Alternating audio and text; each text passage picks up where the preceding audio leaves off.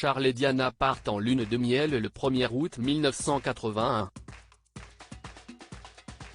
Pour la princesse Diana qui est boulimique, cette lune de miel était un calvaire. De son côté, Charles III aurait également vécu la pire lune de miel de sa vie. Le couple se marie le 29 juillet 1981 dans le cadre d'un mariage très médiatisé sous les yeux du monde entier. Charles III, prince de Galles à l'époque, et la princesse Diana embarquent sur le yacht Royal Britannia, le 1er août 1981. Cette croisière de 2 semaines cap sur Gibraltar est la première partie de la lune de miel des nouveaux mariés.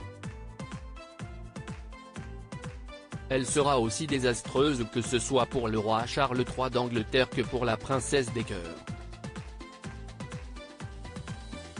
Dans sa lettre adressée à son assistant personnel de l'époque, la princesse Diana avait déclaré que sa lune de miel était le meilleur moment pour rattraper son sommeil.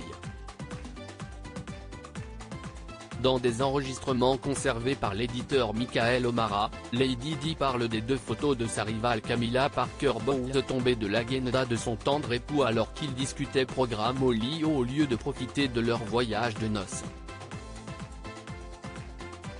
En somme, les 2 parties de la lune de miel du prince et de la princesse de Galles, les parents du prince William et du prince Harry, ne s'étaient pas passées sous le signe de l'amour. Dans son livre Charles III le mal-aimé, Bertrand Meyer-Stably revient sur les faits de cette lune de miel ratée.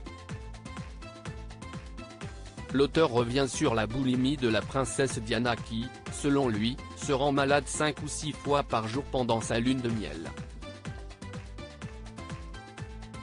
Lady Diana, la princesse de Galles se goinfrait et se faisait vomir. Lady Di se goinfre et se fait vomir chaque jour de ce qui aurait dû être à l'époque la plus romantique de sa vie, déclare Bertrand Meyer-Stably. Le roi Charles III aurait ensuite raconté à Camilla, « J'ai senti cette odeur de vomi pendant toute notre lune de miel. Je n'avais l'estomac retourné. Quelques jours m'ont suffi pour comprendre ce qui se passait. Il faut qu'elle soit stupide pour s'être imaginé que je ne savais pas ce qu'elle faisait. »